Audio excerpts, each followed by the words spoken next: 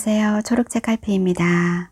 오늘은 운을 부르는 부자의 본능 읽어드리겠습니다. 오늘도 행복한 하루 보내세요. 운을 부르는 부자의 본능. 돈에는 두 가지 종류가 있다. 행복한 돈과 불행한 돈이다. 행복한 돈이란 10살 소년이 어버이날에 카네이션을 사는 데 쓰는 돈이다. 부모가 허리띠를 바짝 졸라매 매주 몇만 원이라도 저축했다가 아이들을 축구교실이나 피아노 학원에 보내는 돈도 행복한 돈이다. 평범한 돈이 행복한 돈으로 바뀌는 방법은 아주 많다. 사랑과 보살핌, 우정이 깃들어 오고 가는 돈은 모두 행복한 돈이다. 행복한 돈 덕분에 사람들이 웃고 진짜 사랑과 보살핌을 받는다고 느낀다. 행복한 돈은 여러모로 적극적인 사랑의 형태다. 보고 느끼고 만질 수 있으니까 말이다. 다른 그 무엇도 할 수 없는데 돈만 사람을 도울 수 있는 경우도 자주 있다. 이를테면 누군가 화재로 집이 완전히 타버린 경우처럼 곤란을 겪고 있을 때 여태껏 받은 거라고는 염려와 기도, 무사를 비는 말뿐인 때가 있다. 단언컨대 가족이 다시 일상으로 돌아가 식료품을 사고 임시로라도 거처를 마련하도록 도울 수 있는 건 돈밖에 없다. 선한 마음이 아니란 말이다. 반대로 집세나 공과금, 세금 등 마지못해 내는 돈은 불행한 돈이다. 멀리 생각할 필요도 없다. 우리 모두 불행한 돈을 다양한 형태로 겪고 있다. 좌절과 분노, 슬픔, 실망이 깃든 채 오고 가는 돈은 불행한 돈이다. 이런 돈 때문에 사람들은 스트레스를 받고 좌절하며 분노한다. 때로는 폭력적으로 변하기도 한다. 사람들은 품위와 자존감, 상냥한 마음씨를 잃어버린다. 받든 주든 부정적인 에너지와 관련되면 불행한 돈이 된다. 돈에 두 가지 종류가 있다면 다루는 방법도 두 가지가 있다. 우리는 행복한 돈 또는 불행한 돈의 흐름 속에 있다. 어떤 흐름을 선택하느냐에 따라 인생 행로가 달라질 것이다. 쉽게 말하면 이렇다. 얼마나 많은 돈을 벌고 가지고 있느냐에 따라 행복한 돈이나 불행한 돈이 되는 게 아니다. 흐름을 결정하는 것은 돈을 주고받을 때의 에너지다. 돈을 많이 벌든 적게 벌든 당신의 돈은 이 두 가지 흐름 중 하나에 속한다. 결국 당신의 선택에 달린 문제다. 행복한 돈의 흐름을 타고 싶다면 그러면 된다. 돈을 받을 때 감사한 마음을 가질 수 있고 돈을 줄 때 기쁜 마음으로 흔쾌히 후하게 줄 수 있다. 하지만 말처럼 쉬운 일이 아니었다. 대부분의 사람들은 자신이 돈의 흐름과 어떤 관계인지 신경 쓰지 않는다. 감히 말하건대 사람들이 잘 인식하지 못하지만 대부분이 이미 돈과 불행한 관계에 깊숙이 빠져 있다. 불행한 돈이 있는 곳에 불행한 사람이 있다. 이 둘은 함께 움직인다. 학교나 일터, 사회적 모임 등 주변에 있는 사람들을 예로 들어보자. 그들이 불행한 돈의 흐름 속에 있으면 당신은 분노에 찬 암울한 돈을 받는 쪽에 있었을 것이다. 우리 대부분이 돈과 건강한 관계에 있지 못하기에 돈 때문에 걱정하고 화내느라 금쪽 같은 시간을 허비한다.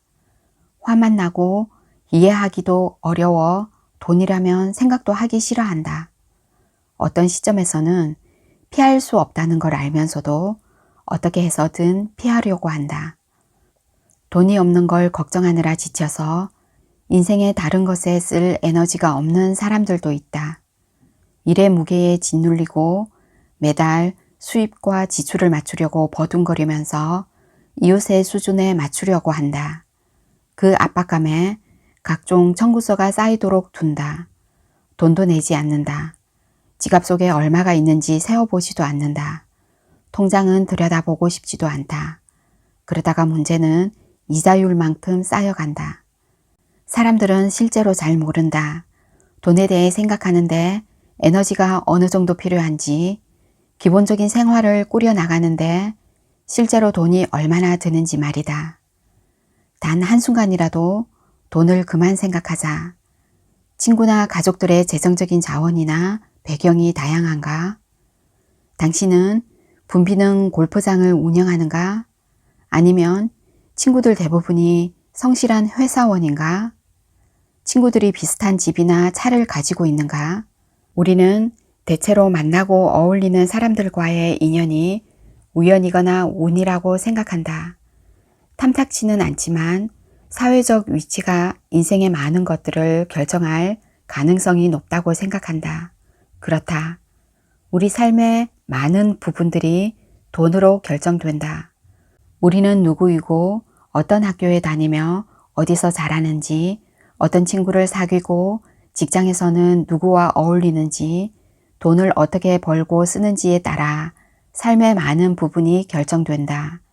장담하지만 가난한 사람이나 중산층만 돈의 흐름에 영향을 받는 게 아니다.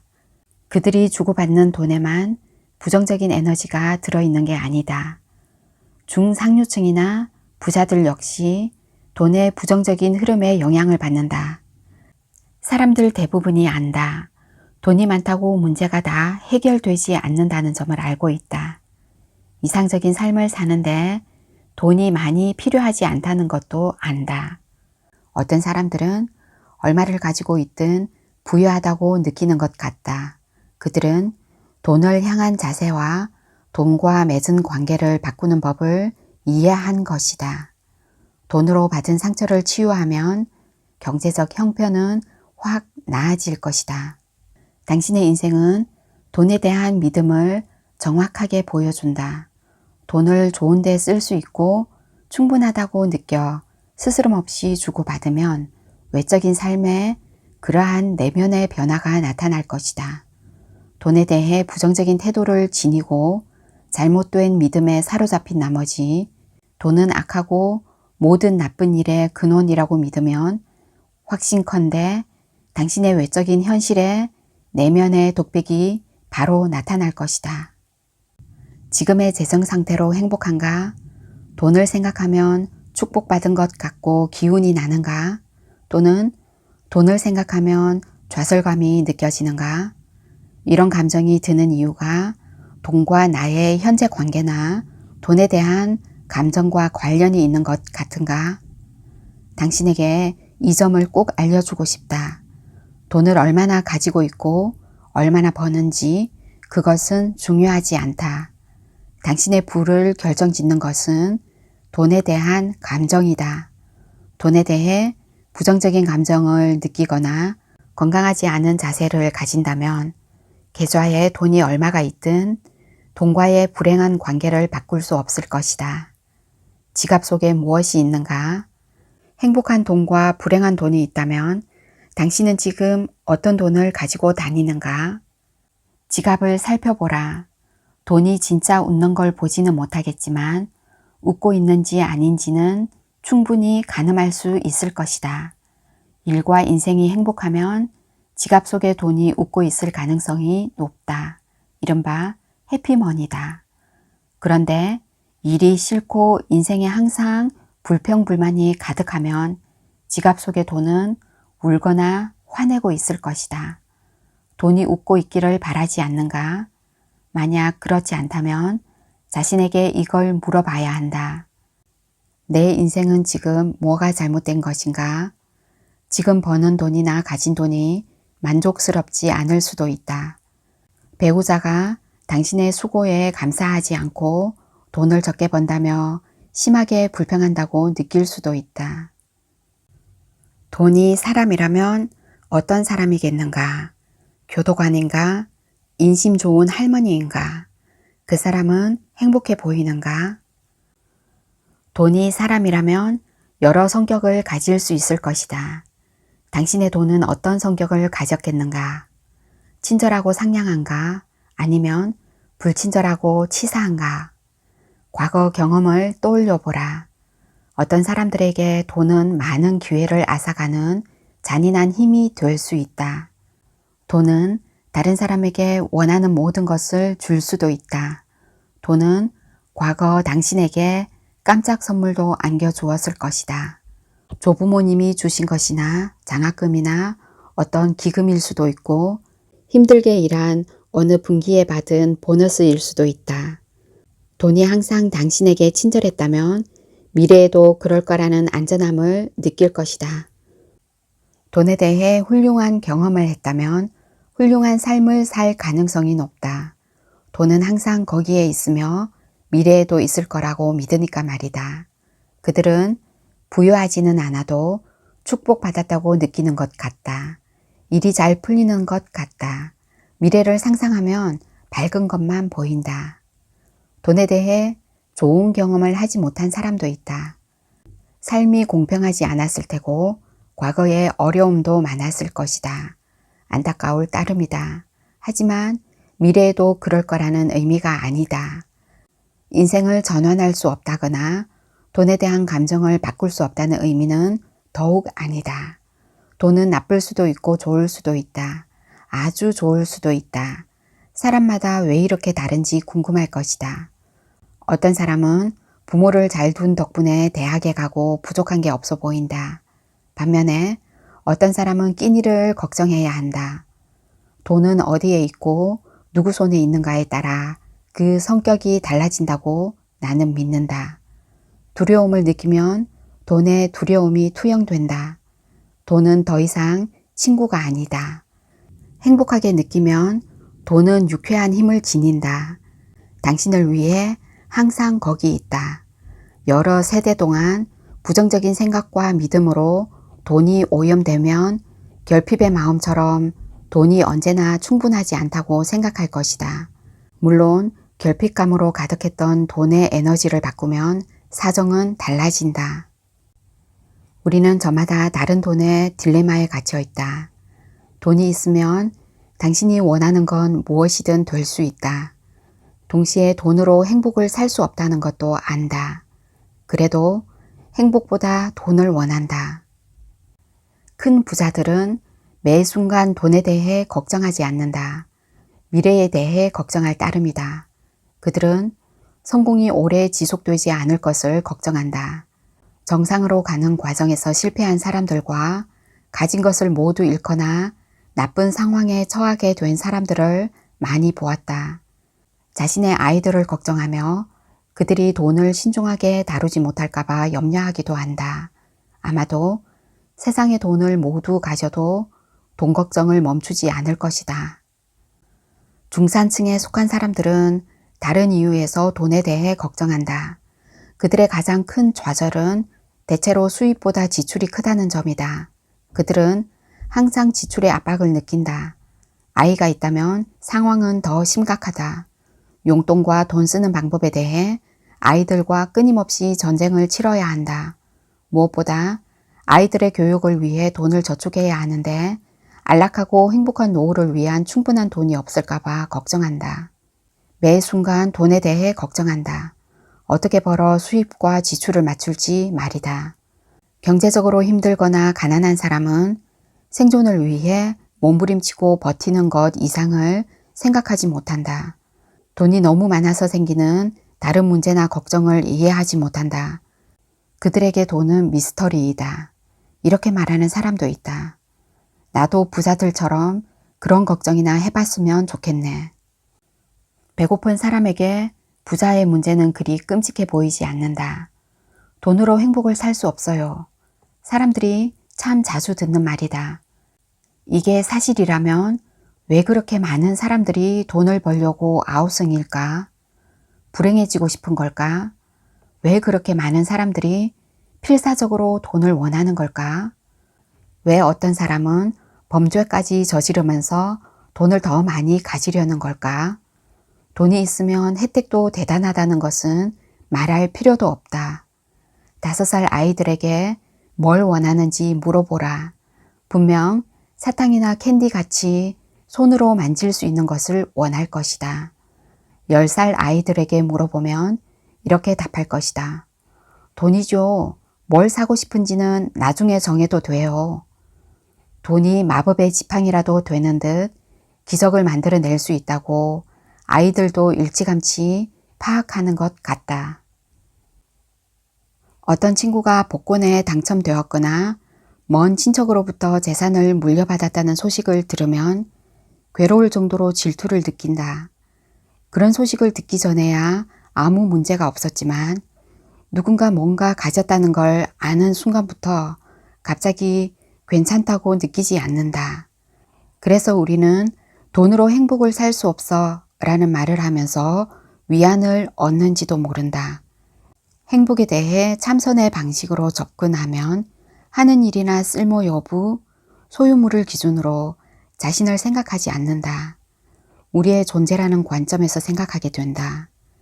인간으로서 우리의 목적은 존재이다.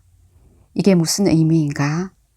그 순간에 존재하는 것, 그 순간에 몰두하는 것을 의미한다.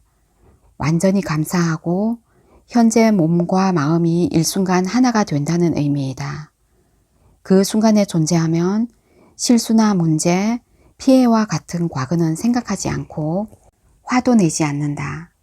현재에 존재하면 미래를 생각하지 않는다.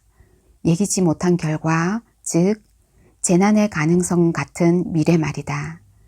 미래를 생각하지 않으면 불안하지도 두렵지도 않을 것이다. 스트레스도 받지 않을 것이다. 돈에 대한 스트레스와 불안, 불행은 과거의 실수나 피해를 되새기는 데서 나온다. 미래의 모든 불안을 끊임없이 걱정해서이기도 하다. 부정적인 생각에 끌려다니면 우리의 과거와 미래의 자아가 현재 행복한 자아를 앗아간다. 행복은 내면에서 오는 것이다. 그래서 우리는 돈으로 행복을 살 수 없다는 것에 동의할 수 있다. 내 생각에 돈이 인생에서 그렇게 압도적인 힘이 아니면 과거의 분노와 미래에 대한 걱정에서 벗어나 현재에 몰두하는 게 훨씬 쉬울 것이다. 우리는 돈을 걱정하고 두려워한다. 돈이 항상 들어올 거라고 믿지 못해서다. 인생을 꾸리는 데 있어서 돈이나 풍요가 중요한 게 아니다. 자신의 능력에 대한 자신감이 중요하다. 수입이 낮아도 자신감과 자존감이 있으면 마음은 풍족해질 수 있다. 돈이 스트레스가 되는 가장 큰 이유는 사람들이 돈의 흐름을 믿지 않기 때문이다. 지금 버는 돈으로는 미래를 지탱하지 못할 거라고 걱정한다. 그들의 온갖 아이디어와 프로젝트가 가치 없고 에너지 낭비일 뿐이라고 걱정한다. 자신감을 가지고 단호하게 행동하려면 돈은 원래 변덕스러운 것임을 인정해야 한다. 행복한 작은 부자처럼 살면 인생은 나누는 것임을 알 수 있다. 기쁨을 다른 사람과 나누는 것이고 필요한 사람에게 주저하지 않고 기술을 주는 것이다. 다른 사람과 기쁨을 나누면 그 즐거움은 배가 된다는 걸 안다. 다른 사람과 나누고 행복을 경험하면 그 반대의 경우도 있음을 안다. 자기 자신만을 위해 뭔가를 한다는 건 더 이상 신나지 않는다. 나누는 마음이 인생의 모든 면에 스며들어 있어야 한다. 그게 기쁨이든 돈, 서비스, 재능이든 중요하지 않다. 중요한 것은 나누는 것이다. 시간과 재능, 선물을 넉넉하게 더 많이 나눌수록 풍족한 흐름은 더 많이 당신에게 흘러간다. 왜? 나눔의 원리는 자연의 법칙과 이어져 있으니까. 자연의 세계는 나눔의 세계다. 모든 것이 서로 연결되어 있어 한쪽이 고통을 겪으면 전체의 균형이 무너진다. 많은 사람들이 열린 마음으로 나눔에 동참하고 함께하는 삶의 기쁨을 느끼면 세상의 많은 문제들이 이내 사라질 것이다. 많은 사람들이 미래에 대한 걱정으로 저축을 한다. 병에 걸리거나 직장을 잃을지 모르는 만일의 사태를 대비하는 것이다. 그러나 불안이나 두려움에 기반한 저축은 불안과 두려움을 더 키우는 결과를 초래한다. 돈의 흐름을 더 막아버린다. 얼마를 저축하든 돈을 둘러싼 불안은 가시지 않는다. 부작용인 셈이다. 파산한 경우라면 1주일 살 돈만 있으면 마음이 놓이겠다고 생각할 것이다. 일주일치 저축이 있으면 한 달분이 필요할 것 같다. 그 다음에는 1년치가 필요하고 2년치가 필요하고 5년치가 필요할 것이다. 끝이 없다. 평생 살 돈을 저축해도 다 날릴까봐 걱정할 것이다. 그러면 불안은 절대 사라지지 않는다. 왜? 돈의 액수와는 전혀 관련이 없기 때문이다. 불안과 두려움은 사람의 심리 깊숙이 자리한다. 돈에 대한 두려움이겠거니 생각하지만 실상은 미래와 변화에 대한 두려움이다. 이 어리석은 생각을 떨칠 해결책이 있는가? 무작정 저축을 하려고 하기 전에 그 돈을 쓰면 할 수 있는 재미있는 일들을 그려보자. 여행을 떠나고 좋은 레스토랑에서 식사하며 마사지를 받고 은퇴 후 꿈꾸던 곳에서 살며 아이들과 사랑하는 사람에게 돈을 쓰는 일들 말이다. 차이점이 보이는가? 감사와 사랑, 희망, 긍정의 에너지를 돈에 불어넣자 더 많은 흐름이 생길 것이다.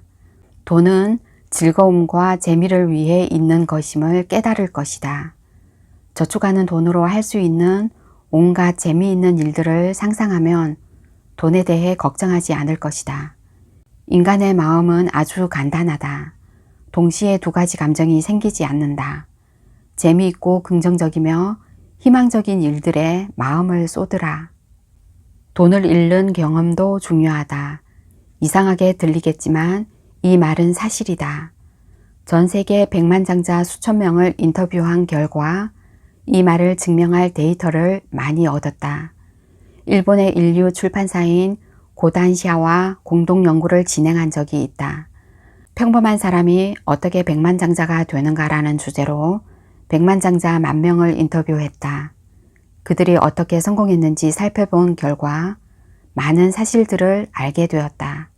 그들은 모두 부를 쌓기 전에 많은 돈을 잃었고 실패를 경험했다고 한다. 다양한 방법으로 돈을 잃었다. 투자를 잘못하거나 사업에 실패하기도 했다. 직원의 횡령도 있었다. 그러니 처음 겪은 불행에 좌절할 필요가 없다. 성공에 한층 가까워졌다고 생각하라. 돈을 잃었더라도 긍정적인 자세를 유지하고 미래의 성공을 의심치 않으면 서서히 돈을 당겨오게 될 것이다. 당연한 말이지만 자신의 일을 사랑하는 사람이 일에서 성취감을 느끼지 못하는 사람보다 성공하기가 쉽다. 자신의 일을 사랑하는 사람의 열정과 고객에 대한 충실한 태도에 고객은 감사와 존중의 마음을 품을 것이다. 즉, 호감을 느끼게 될 것이다. 호감 가는 사람이 돈을 당겨온다. 돈 EQ를 높이고 싶으면 사람을 사랑해야 한다. 다른 사람에게 더 관심을 기울일수록 더 많은 사랑을 받을 것이다. 사람들은 보살펴주는 사람에게 답하기 마련이다. 돈은 이런 사람들에게 흐른다. 사람들의 사랑을 많이 받을수록 돈이 더 많이 흐를 것이다. 아버지는 내게 성공한 사람이 성공한 데는 그럴 만한 이유가 있고 성공하지 못한 사람이 성공하지 못한 것 역시 이유가 있다고 했다. 성공한 사람은 계속 성공해 성공에 성공을 쌓아 올린다. 성공하지 못한 사람은 항상 이상한 불행, 불운에서 허우적거린다. 일본 속담에 당신도 가난한 가정에서 태어날 수 있다 라는 말이 있다. 가난하게 태어나는 것은 운명이라고 사람들은 믿는다. 나의 아버지는 좀 더 큰 요인이 있다고 설명했다. 부를 결정하는 것은 일과 돈을 어떻게 생각하느냐에 달려있지 운명에 달려있지 않다. 일과 돈에 대한 자세가 빗나가면 인생 역시 그대로 따라간다. 돈에 대한 전망이 행복과 기쁨으로 가득하고 다른 사람을 돕고 보답을 받을 때 당신은 부자가 된다. 분노와 증오, 나쁜 기억들로 가득하고 경쟁심만 느끼면 인생 역시 그런 일들로 가득할 것이다. 사람들이 돈을 버는 방식에는 한계가 있다. 회사에서 일하다가 해고당한 경우 10중 8구 다른 직업을 찾거나 다른 회사를 알아볼 것이다. 사업에 실패한 기업가가 다른 일에 지원하거나 다른 사람의 회사에서 일하지는 않는다. 다른 사업을 모색하거나 다시 도전할 것이다. 주식시장에 투자한다는 생각은 하지 않을 것이다. 투자자가 다른 사람 회사에서 일하거나 회사를 운영하지도 않는다. 돈을 투자할 다른 곳을 물색할 따름이다. 일하지도 않는 사람이나 돈으로 무엇을 해야 할지 모르는 사람은 여전히 일을 하지 않고 돈으로 뭘 해야 할지 모른다. 참 슬픈 일이다. 사람들은 자신의 돈 청사진에 부합되게 움직인다. 익히 아는 계획에 따라 움직인다는 말이다. 모든 사람들이 돈에 대해 어떻게 느끼는지 배워야 한다고 아버지가 말했다. 부유한 사람들은 돈을 생각하거나 현금을 만질 때 행복한 느낌을 받는다. 실제로 기쁨을 느낀다. 반면에 돈이 없는 사람들은 돈에 대해 생각하거나 말할 때 불안감 또는 두려움을 느낀다. 혼란의 감정이 생겨나는 지점이다. 20살 때 나는 30이 되기 전에 경제적인 독립을 이루겠다고 결심했다. 이에 나는 행복과 성공의 관건이 무엇인지 탐색하게 되었다. 이런 오래된 격언을 들은 적이 있다. 20살에 번 돈은 30살이 되면 모두 잃어버릴 것이다. 나는 낙관주의자였기에 이 말은 믿기 어려웠지만 그 모든 부유한 사람들이 옳았다는 건 알게 되었다. 20대 초반에 나는 돈을 벌고 잃기를 반복했다. 이런 반복적인 양상에서 벗어나려면 미친 듯이 돈만 벌려고 할 게 아니라 문제의 근원을 제거해야 했다. 다른 모든 사람을 불행하게 만든 법칙에 따라 게임을 하는 것은 소용이 없었다. 가장 중요한 퍼즐 조각은 내가 돈 청사진에 쓴 것을 파악하고 도움이 안 되는 부분은 다시 쓰는 것이었다. 우리 대부분은 아마 돈 청사진에 무엇을 썼는지 검토하기를 미루고 또 미룰 것이다. 우리는 더 젊었을 때 배운 것들의 영향을 강하게 받고 있지만 그렇다고 변화할 수 없는 건 아니다. 때로는 수정이나 업그레이드를 통해 새로운 버전이 나온다. 대개 그렇듯 부모의 영향을 받은 경우 훨씬 어릴 때부터 돈 청사진이 그려졌을 것이다. 부모의 돈 청사진은 조부모의 영향을 크게 받았을 것이다. 1930년대 유년 시절이란 대공황에서 파생된 두려움과 불안이 가득했을 것이다. 그 시기의 어려움은 소리 없이 세대를 타고 전해져 오늘날까지 영향을 미쳤다. 조부모는 당신의 부모에게 돈을 함부로 쓰면 죽을 수도 있다고 가르쳤다. 안정을 잃고 싶지 않으면 한 푼도 쓰지 말고 모아야 한다고 말이다. 안전감의 원천으로 돈을 대하는 것은 1930년대식 발상이다.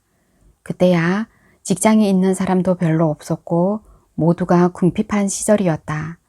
조부모가 어렸을 때 느낀 두려움은 잘 가시지 않는다. 아이들이 생겨도 마찬가지였으니 그 두려움은 그대로 자식에게 그리고 우리에게 전해지는 것이다. 이런 돈 청사진에는 문제가 있다. 수십 년 전에 그 속에 암호가 쓰여졌는데 아주 깊숙이 숨겨져 있어 두려움이나 걱정을 느낄 때에만 나온다. 인생의 중요한 결정을 내릴 때 튀어나온다. 누군가와 결혼하거나 직장을 바꿀 때 기척 없이 불쑥 모습을 드러낸다. 사실 돈에 대한 청사진은 설계이고 외형에 불과하다. 당신이 그렇게 마음먹는다면 말이다. 몇 줄 지우고 다시 쓸 수 있다. 구조는 아직 확정된 게 아니다. 강철 기둥으로 고정된 것도 아니고 집안용 시멘트는 붙지도 않았다. 확고한 경제적 자유를 마련할 청사진을 위해 계획을 수정할 시간은 차고 넘친다. 돈에 대해 어떻게 느끼는지, 즉 돈과 관련해 믿는 것을 파악했고 과거 돈과 맺은 관계를 치유하는 상황이라면 미래의 자신과 돈을 살펴볼 때다. 비유적인 의미인데 사람들은 저마다 내면에 많은 보관함을 가지고 있다. 풍족함과 돈, 행복, 관계, 일, 다른 많은 것들을 담는 보관함이다. 이들은 뚜껑이 열린 항아리와 같다. 밥만 차면 만족스럽지 않다. 보관함에 담을 수 있는 것보다 많이 넣어 넘칠 때라야 받을 만큼 받았다고 만족한다. 하지만 이렇게 생각해보자. 충분히 있다. 가진 것 모두에 감사하고 다른 사람에게 좀 줄 수 있다고 말이다. 핵심은 당신에게 알맞은 보관함을 찾는 것이다. 어떤 사람은 작은 보관함에 돈을 아주 꽉꽉 눌러 담았다. 또 어떤 사람은 깨져서 돈이 새는 보관함을 가지고 있다. 돈 보관함의 크기를 가늠할 방법은 우리 자신만이 안다. 1년에 10만 달러를 버는데 만족스럽지 않다. 15만 달러를 벌려고 온갖 에너지를 쏟아붓다가 지친다. 이 경우 보관함의 크기는 10만 달러에서 15만 달러 사이 어디쯤이 된다. 5만 달러를 버는데 인생이 지루한 것 같으면 보관함의 크기는 이보다 더 큰데 아직 가득 채우지 않은 것이다. 돈 있는 집안에서 태어났다면 목표는 더 높이, 더 멀리 잡고 도약해야 한다. 그렇지 않은 경우 행복을 찾을 한계선을 아는 게 현명하다. 이게 바로 돈 보관함을 가지는 의미이다. 넘치게 채우려고 하면 보관함이 깨지고 그러는 과정에서 자신은 비참해진다. 우리 대부분은 언제나 더 많은 것을 원하도록 세뇌되어 있다. 이것이 마음의 평안을 얻지 못하는 이유다.